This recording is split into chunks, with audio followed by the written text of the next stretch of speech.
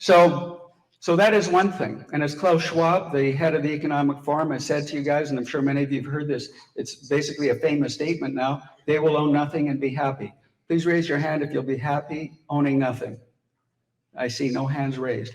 So I would assume, therefore, that that's not something that you would be in favor of, and so you're concerned about this.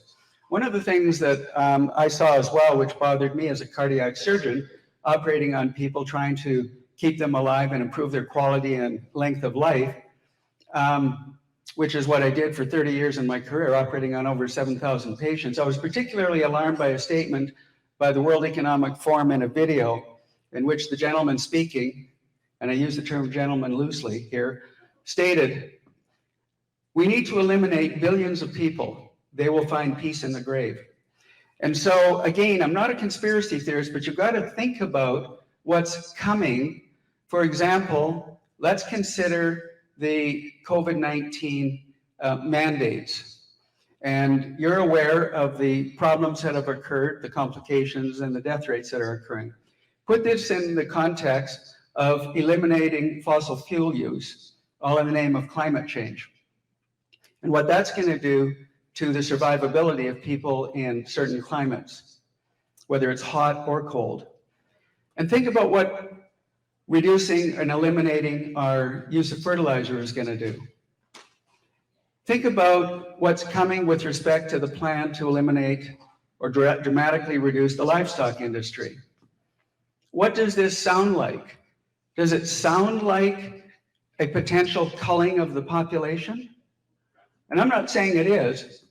I'm just saying, think about it and make your own decision about what is coming.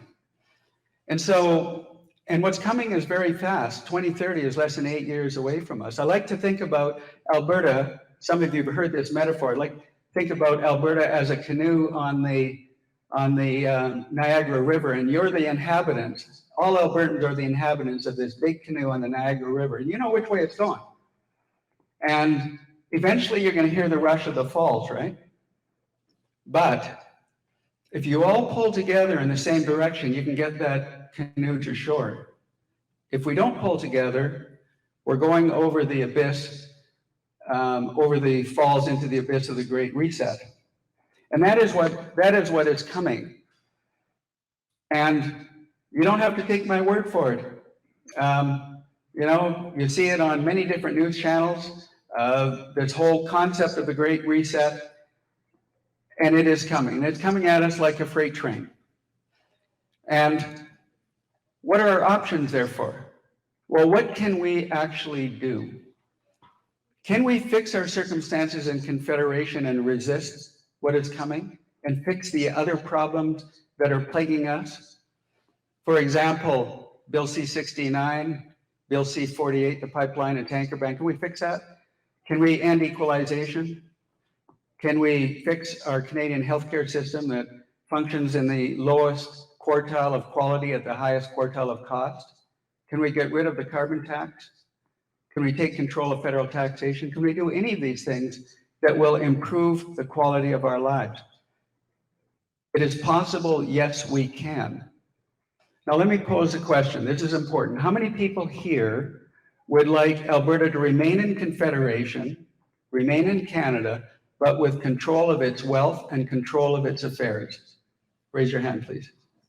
Right, a significant number of people. How many people who have raised their hand think it is possible to achieve that? Fewer, okay. All right, and how many people would like Alberta to become a new sovereign constitutional republic? Okay, great. Now let's examine both of these paradigms from this perspective. Let's think about ending equalization as a metaphor for fixing Alberta, for ending these other programs that are harming us and having control of our wealth. So let's just pick ending equalization right now because, well, let's face it, in October we had a referendum and you folks voted in favor of ending equalization. Nothing's happened yet, has it? So let's examine why nothing has happened and what could be done different. So We're going to examine ending equalization through the lens of history, the structural electoral imbalance, and the constitutional hurdles. So when we look at history, first of all, and we're thinking about ending equalization, think about what happened in the beginning, because the fix has been in, folks, since Alberta joined Confederation, joined Canada. Now, the individual who you probably don't know, who is responsible for bringing Alberta and Saskatchewan into Confederation, was a gentleman by the name of Sir Clifford Sifton. He was the Minister of the Interior of the Liberal government of Sir Wilfrid Laurier. But what he said in 1904 is really important to understand, because when you understand what he said in 1904, you will then understand why we are where we are now. What he said in 1904 are these words, and I quote, "We desire, and all Canadian patriots desire," Canadian patriots at that time were those people living in the regions of Quebec and Ontario. "So we desire, and all Canadian patriots desire, that the great trade of the prairies shall go to enrich our people in the East, to build up our factories and our places of work, and in every legitimate way contribute to our prosperity." We started off as a colony in 1905, and we're a colony 117 years later. Now, and sadly, not one federal or provincial government has ever been able to protect our individual freedoms, rights, prosperity, or self-determination. Why? Because there's an imbalance in power between the provinces and the federal government. Now, there's one more point of history that's very, very important to understand why we are where we are now, and whether there's any possibility of ending equalization or any other programs that harm us. And we got to go back to the 70s to think about this. In the 70s, Alberta was booming. There was a massive demographic shift of people and businesses coming to Alberta, and why not? There was literally liquid gold in the streets. It was a land of opportunity. All 5 major banks were moving their head offices to Calgary. CIBC did. But what was happening in Alberta conflicted with what was happening in Quebec, with the Quebec secessionist movement. So no matter what you think of Pierre Elliott Trudeau or his finance minister, Marc Lalonde, or the financial elites of Toronto, Ottawa, and Montreal, they were terrified that Alberta was becoming the center of economic power. And so what did they do? They implemented the national energy policy. Ostensibly, the national energy policy was implemented in order to transfer wealth from Alberta to poorer regions in the country so that they would have comparable social programs. Seemed very altruistic and a nice thing to do, and Canadians were terminally nice. So that happened. But you have to understand, folks, the truth of the national energy policy was 2 things. Number one, it was to ensure that Alberta would not become the center of economic power in Canada, and to buy Quebec's loyalty to Canada with Alberta's wealth, which is why Quebec gets 2 of every $3 of equalization. And did the federal government care that there was massive businesses that went belly up and that people committed suicide and they were devastated, they lost their businesses, or many businesses just moved out? Did that matter? Not at all. Not at all. This is what we're dealing with if we do nothing. Now, for those who think we can end equalization or fix Alberta's and circumstances in Confederation, think about those facts. There are many others, such as, for example, $275 billion of planned investment into Alberta, which dried up because of federal government overreach. Let's now look at the structural electoral imbalance, thinking about ending equalization. As you know, we do not have representation by population.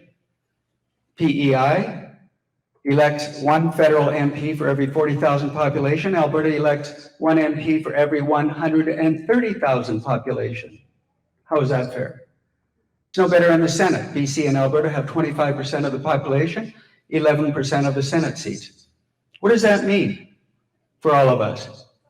It means this: every federal election will be decided by voter-rich Quebec and Ontario, and it's usually over by the time it hits the Ontario-Manitoba border. And it doesn't matter which party wants to get into power or which party is in power, they will always pander to the wishes of Quebec and Ontario at Alberta's expense. So now we know a little bit of history, we know a little bit about the structural electoral imbalance, thinking about is it possible to end equalization. Let's look at now where the rubber meets the road. The constitutional hurdles, there are 5. So in order to fix the kinds of problems that Alberta is facing, and other provinces as well, but particularly Alberta, we need to open and change the Constitution to suit Alberta. And this is what is required. The federal government, the House of Commons, has to agree to open the Constitution and change it to benefit Alberta. Number 2, the Senate has to agree to ratify what the House of Commons wants. Number 3, 7 of 10 provincial legislatures, representing 50% of the population, also have to vote in favor of opening the Constitution and changing it to suit Alberta, to end equalization in this case. How do you think Quebec will vote? Pretty obvious, right? And that brings up Quebec itself as the 4th hurdle. Quebec believes that it has a veto, even though it did not even sign the 1982 Constitution Act. And they proved that they have a veto a few months ago when they passed in their legislature Bill 96, which abridges the Canadian Constitution and eliminates minority language rights in Quebec. And the federal government will not challenge that. Now, that brings up the 5th hurdle, the Supreme Court. The Supreme Court is obviously the Supreme Court of the land, and it would be the court that adjudicates a constitutional battle, say between the provinces and the federal government, or between provinces, if it's a constitutional issue. Think about how the Supreme Court is constituted. All of the justices are appointed from the Prime Minister's office. There are 9. 3 come from Quebec, 3 from Ontario, 1 from the Maritimes, and 2 from all of Western Canada. How do you think the Supreme Court would adjudicate an issue, a constitutional issue, between Alberta and the federal government? In Alberta's favor? Unlikely, very unlikely. And the proof of that, not that long ago, was the provincial government ruled, not the provincial government, but the Court of Appeal in Alberta ruled that a carbon tax was unconstitutional. The federal government challenged that and submitted the case to the Supreme Court. And how did the Supreme Court rule? That it was legal and constitutional. And the federal government has been abridging our authority in environmental issues and many other issues. Even Canadian healthcare is a provincial issue in the Constitution, but they override it with the Canada Health Act. Now, there have been 2 attempts to change the Constitution in the past. One was the Charlottetown Accord and the other was the Meech Lake Accord. They both failed. So now we have history, we have an understanding of the electoral imbalance, and now we understand the constitutional hurdles. So you can imagine if Jason Kenney took his equalization referendum and went to Ottawa, and it wouldn't matter if he was on 1 knee or 2 knees in front of Trudeau, do you think that he would agree to ending equalization? Or that it would be possible? You have to answer that question in your own mind. So for those who would like Alberta to remain in confederation but with a much better deal, please just understand the challenge that is there. But I'm going to give you a slimmer of hope in a second. So the alternative, folks, is for Alberta to chart a new path forward as an independent, sovereign constitutional republic. But neither of these paradigms right now is possible. But it can be possible, and it's up to you folks. And I'm going to pose 3 questions right now that are going to take us to what can be done. So the first question is, how many here would like the next provincial government, and we as APP are completely agnostic as to which party forms government. We're nonpartisan. But I'm asking this question. How many people here would like the next provincial government, whichever one it is, to be in a position of strength for the first time in 117 years to protect your interests, your individual freedoms and rights, your prosperity, and your self-determination? How many people here would like that? Okay. The second question then is, would you be prepared to give the next provincial government a mandate to achieve question 1? All right. Now let's talk about the only thing that can work. How many here would be willing to give a mandate to the next provincial government consequent to a successful referendum on independence? Okay. Now, what does that do, that successful referendum on independence? This is what it does. It forces the federal government to negotiate with Alberta, wherein Alberta is now negotiating from an equal position of strength, because that successful referendum gives the government the moral and legal legitimacy to negotiate in good faith with the federal government. And when you examine the Clarity Act, you will see that the Clarity Act basically was an act that occurred consequent to the federal government. It was called the Quebec Secession Reference. So they referred this particular concern about Quebec separation to the federal government to say, could it unilaterally declare declaration? That the Clarity Act therefore defines the legal pathway for a province to leave Confederation. But the key part of it is the compulsory negotiations that have to occur. So therefore, with a successful referendum on independence, the next provincial government could say to the federal government, we have this successful referendum on independence. We would like to negotiate our exit from Canada. And when you look at the 5th paragraph of the Clarity Act, it says negotiations might lead to a province leaving Canada. Might. That means, therefore, that those negotiations could lead to a far better deal for Alberta within Confederation, which satisfies the paradigm of people who would like Alberta to stay in Confederation. And if those negotiations don't work after a 6 to 12 month period, just like Brexit, negotiated for, I think it was a 1-year period, and then the negotiations failed, and England said, we are our own sovereign nation, we're not a part of the European Union anymore. And so if negotiations don't work after 6 to 12 months, then Alberta can unilaterally declare its independence.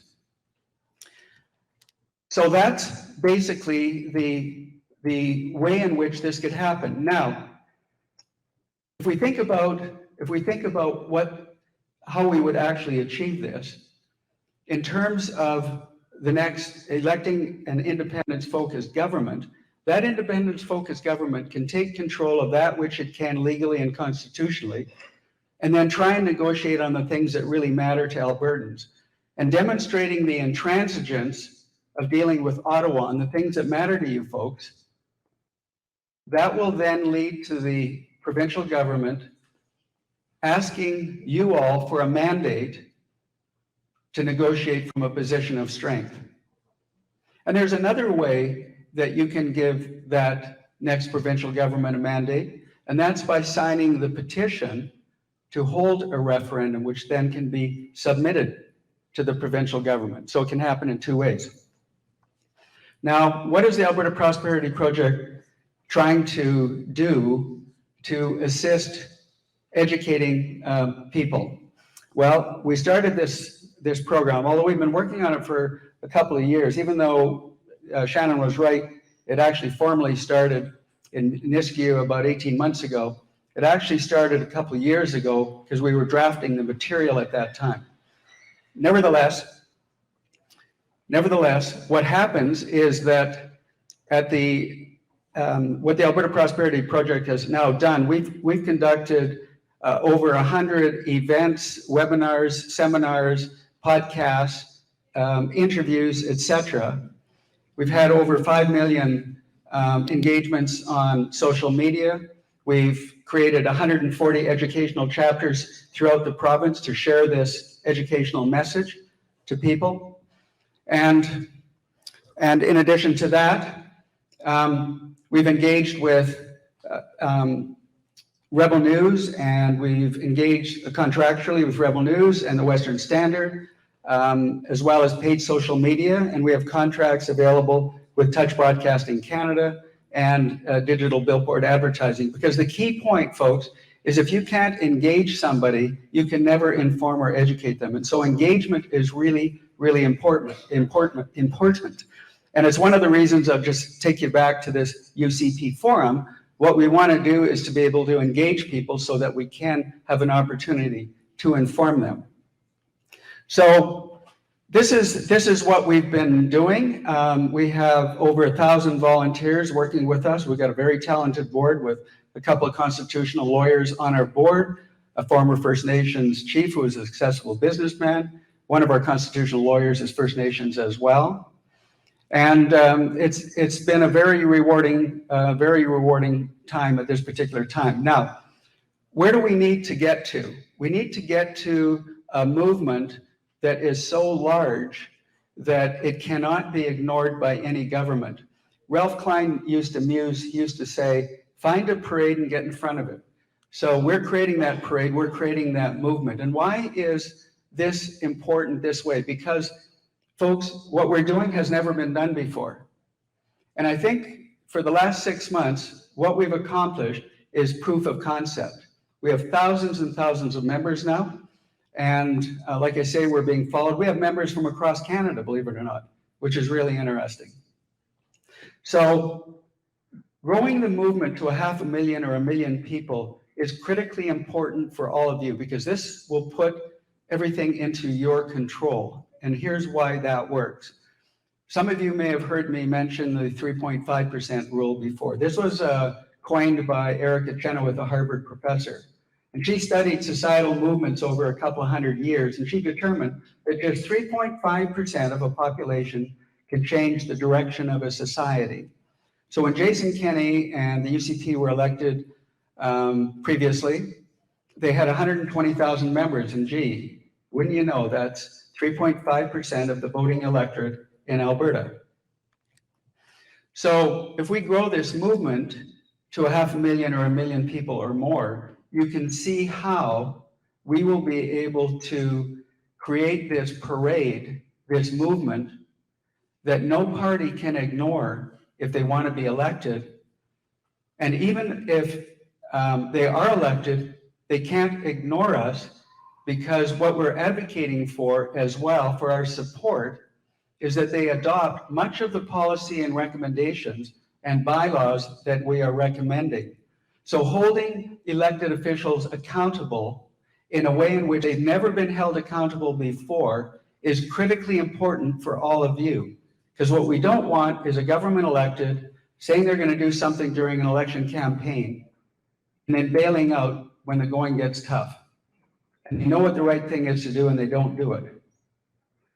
So I would encourage you to consider not only acquiring a membership in the Alberta Prosperity Project, you might want to consider volunteering or forming a chapter yourself. We want to grow the number of chapters to about 300 by the end of this year. And we want to get to 500,000 to 1 million members prior to the next election. And while we know this will work, is because we know that the independence parties want to get in front of this movement. We know that some of the UCP leadership candidates are interested in getting in front of this movement. And some of them have actually been to more than one of our events, which is interesting as well to see. So once again, we don't advocate for any particular party. It'll be up to you. We will have a grid ultimately on our website with on the vertical axis, there will be the various parties, and on the horizontal axis will be what they're willing to do to protect your interests, your individual freedoms, rights, and prosperity. And so, ladies and gentlemen, I'm going to end with this comment. Freedom is not free. We're not going to have prosperity ever without freedom. And if we don't stand up right now and fight this ideological war that we're facing with the global Marxists that are out there, we will lose. And we will be actually dishonoring our forefathers who fought in 2 world wars for our freedoms. So this is critically important for us. And you know, I can't emphasize it enough how important it is for us to grow this movement collectively. And I'm humbled by all of you people here today. I thank you very much for your attention, and I'm excited to hear what Tanner has to say coming up, who's our economist. So thank you very much for your attention, and I'm happy to answer questions afterwards.